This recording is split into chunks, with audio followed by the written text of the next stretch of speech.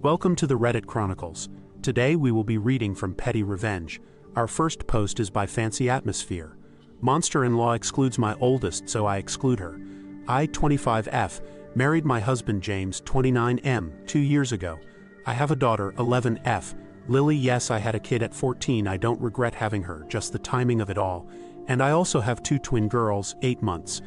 Lily's father was never present in her life, so when James came around, I was honestly surprised the father role he took and how much Lily loved him.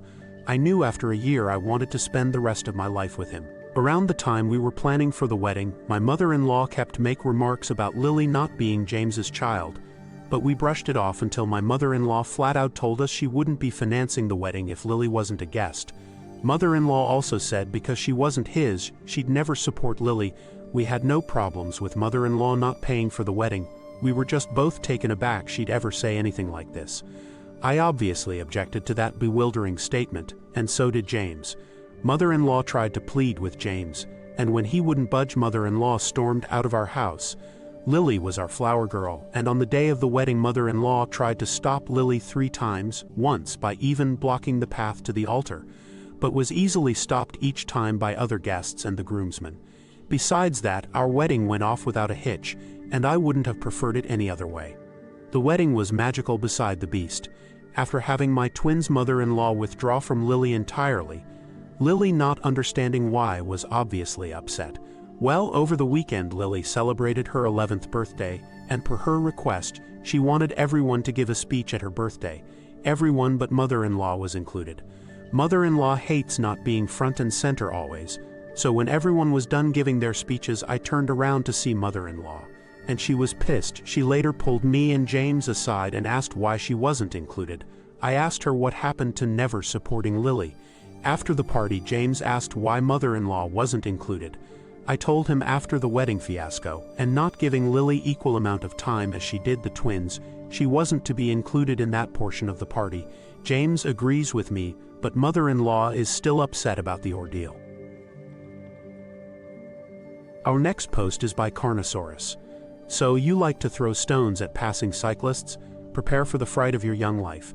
This happened around 2010. I was cycling around Haringey, Green Lanes, where I lived at the time. The area is gentrified now, but at the time it was considered to be a bit rough by London standards. Those familiar with the area know that there are narrow alleyways that connect up all the side roads off of Green Lanes. So I'm cycling past one of these alleyways and see a group of rowdy kids messing around inside the alley. There are 4 of them, aged maybe 11 to 12 and making a lot of noise, as kids do. As I pass them, they go all quiet.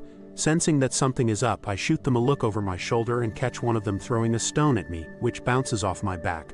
This is followed by an explosion of laughter and jeering.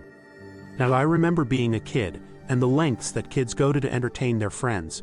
To be honest, I wasn't even that bad. But in that moment I decide to make this a teachable moment for the little bastard, and to make sure that he will never forget me. So I pretend to lose my mind. I toss my bike to the road, turn and sprint at them full speed to quickly cover the 10 to 15 meters between us. At the same time, I scream in a pretend rage and wind my arm back like I'm about to deliver a WWE haymaker and end a young life or 2. They barely have time to register what's going on. 3 of them scatter like cockroaches, but the one who threw the stone freezes in his tracks. He kind of just collapses against a wall with his arms outstretched, babbling and begging for mercy. I put my face right next to his and whisper, "I'm only joking, kid." The kid blinks for a second and then promptly starts to wail loudly, like he's carrying the burden of the world on his little shoulders. I walked away feeling like I had done the world a small service. What are your thoughts? Was this justified or too much?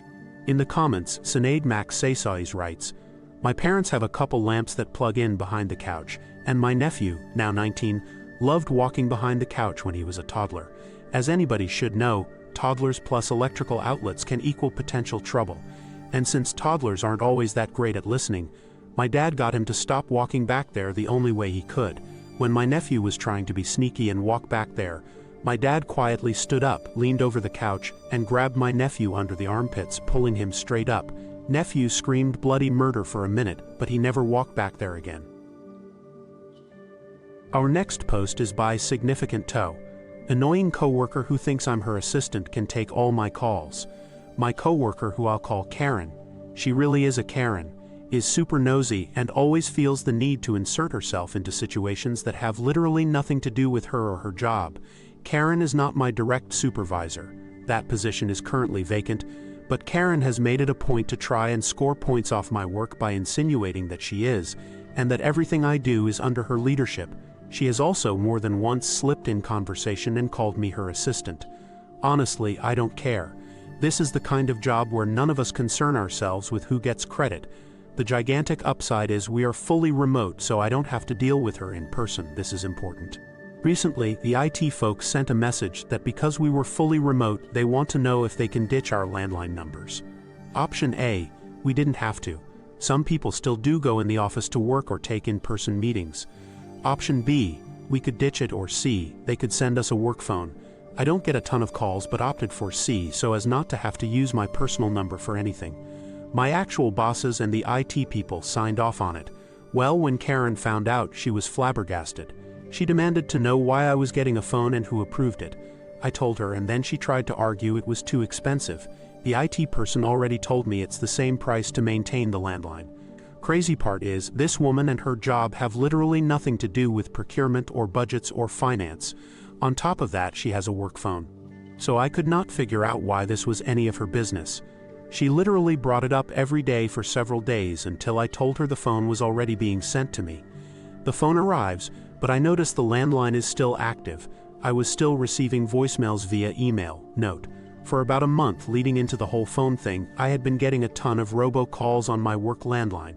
This is when I decide to get my petty revenge. I forwarded my landline number to her work phone number. The way those phones work is that all inbound calls just show up on caller ID with the main office number, so that you know it's an outside call. Since you're so concerned, Karen, you can answer my calls for a while. It's been a few weeks and she's been complaining about spam calls to her phone. Listening to her be completely annoyed by it has been satisfying. Maybe she should hire an assistant to help with that. Of note, she has her number listed as the contact on some of our outgoing material, so she'll never figure out why all these spammers keep calling. Our next post is by Surreal Detective, exposed and almost cheater to her husband. Okay Reddit, I am ready to accept my jerk award. I, 31 female, am married to my husband, 31 male, who we will call Scott. So Scott is AP security secret shopper at a big corporate store. He goes to work looking pretty fresh, smelling good. He's a good-looking guy, so he gets compliments and whatnot, which makes him feel good, and I totally get it. They can look but don't touch, you know. Anyways, so there's this female coworker who we will call Karen, 37 female, and Karen is married.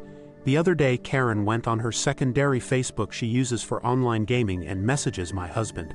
It started off innocent at first, asking things like, "Is this Scott the guy from work?" and turned into saying things like, "Hi Scotty," he doesn't go by Scotty, and then asking for relationship advice about some other guy at work who is not Karen's husband.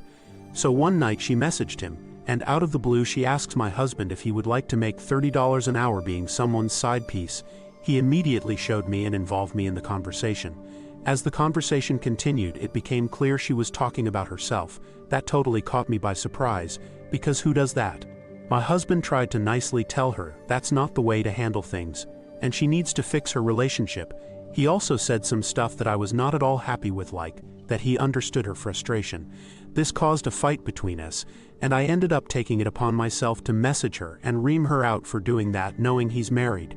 She wasn't at all remorseful and made excuses. She acknowledged in previous texts to my husband that he has a wife, so she knew. He also immediately reported this to HR, as this is sexual harassment. However, they are dragging their feet. In the meantime, she ended up approaching him again at work, asking him why he showed me, his wife, the messages. He blew her off basically and said obviously she was going to see them, and he just doesn't want this to be awkward. He told me this, and I told him it's going to be awkward no matter what, and he needs to be more clear with Karen about wanting nothing to do with this. Fast forward another week. She messaged him again at work this time. She tells him, come to the back room, a place she knew there wouldn't be anyone around. He said why. She never answered him via text. Later that night she walks up to him asking him to delete that last text thread.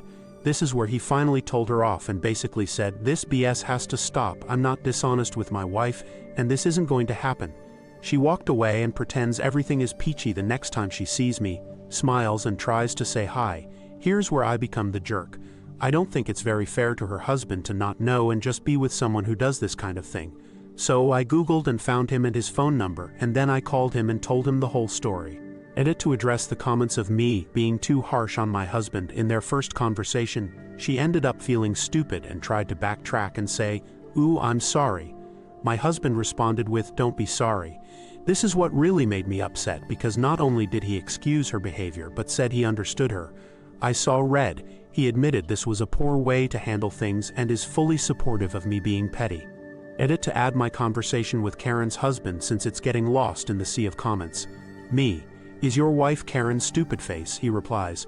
"Yes, me." "Okay, Steve, you don't know me, but I think you should know this. Your wife asked my husband to be her side piece for money at work." He responded. "What, really? Wow, okay."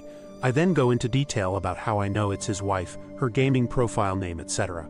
"I'm really sorry to be the one to tell you, but I think you need to know this is how she acts at work." This is the basic tone of it, with some of the words maybe being slightly different. OP adds down in the comments. "She messaged my husband last night, late like 11:51 p.m. I'm guessing her husband finally went to bed." Edit. "So I showed my husband the post and he wanted me to correct some things about this part of the story. Mostly about the way she spoke to him when she messaged him at 11:51 p.m. Immediately upon messaging him, she started to try and deflect blame to him for the encounters and minimizing all their previous interactions.